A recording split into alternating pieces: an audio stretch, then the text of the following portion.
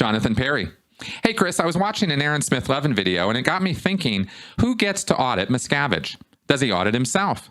If someone audited him, I feel like immediately they would have to be sent away somewhere to not let out what he said.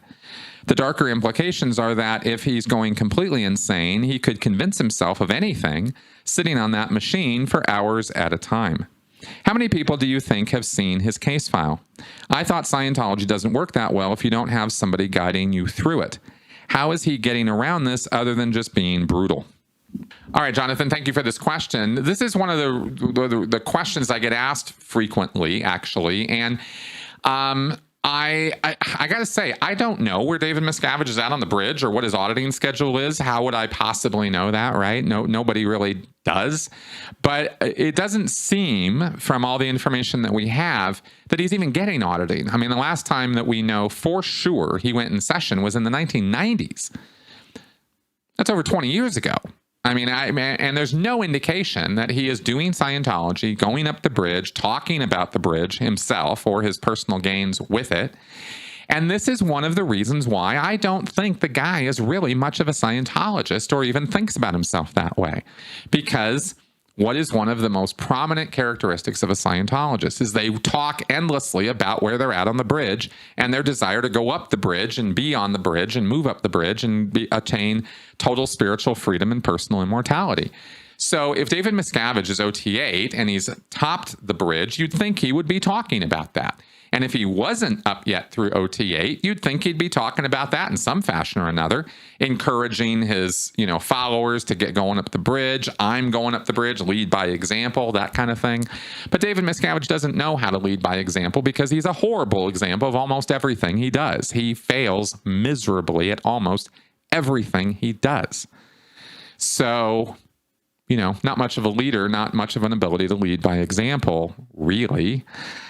So he has to put on a show, and that show is always very carefully staged and crafted. But on a long term, you kind of see that his personal experience with Scientology is no part of that show. He never talks about himself that way or talks about his own wins or gains in Scientology. Ever. I don't recall one time ever seeing him talk about himself as a Scientologist. He's always talking about Scientology as a movement, as the most dynamic, lively, growing religious movement on the planet, blah, blah, blah, blah, blah, about their religious crusade. Nothing about himself. And that's kind of interesting because, of course, you'd think he would love to talk about himself, but not as a Scientologist. It's actually one of the biggest things omitted in his repertoire of things he talks about. So this is one of the main reasons, and in addition to other reasons I've already talked about over the years, this is one of the reasons why I don't think he really thinks about himself as a Scientologist and doesn't put any importance on actually doing Scientology. I think he knows very thoroughly. I think he knows and understands that it is a con, and he has no interest in going up the bridge or promoting his own wins or gains as a Scientologist because he doesn't have any, and that's how I think of David Miscavige with this. As far as anybody who's going to audit him, well, clearly he would pick that person, and clearly he would pick them on the basis that they're not going to tattle or blab about the auditing. No auditor is supposed to. You're not supposed to talk about that stuff out of session. And it's supposed to be confidential. And clearly at the level of David Miscavige, people would take that kind of thing pretty seriously. So I don't think that would particularly be the problem, is that he'd be worried about people blabbing. I mean, of course, when he was being checked by Jesse Prince in the 1980s, that information was being reported to Hubbard. So maybe that gave Miscavige the idea that he shouldn't go in the chair and be audited by anybody.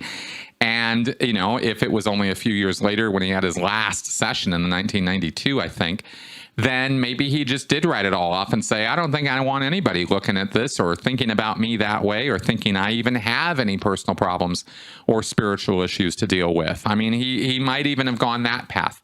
There's a lot of possible scenarios here. I'm just throwing things out there. I don't know what the true situation with David Miscavige's auditing is, but I do know that he demonstrates through his actions and through his words that he has no interest in talking about his own progress. And I think that is one of the biggest red flags connected with him. Because even Hubbard talked about his own auditing and his own progress in auditing, and Miscavige never does. So, interesting sign of something. What that something is, who knows? But at the end of the day, it's all just a money-making scam. Let's always keep that in mind. And Miscavige's personal ideas or beliefs about that scam actually are pretty irrelevant in the big picture. It's interesting, but it's minutia. David Miscavige's bridge progress has no bearing whatsoever on why Scientology is the way that it is or why he does what he does. So there you go.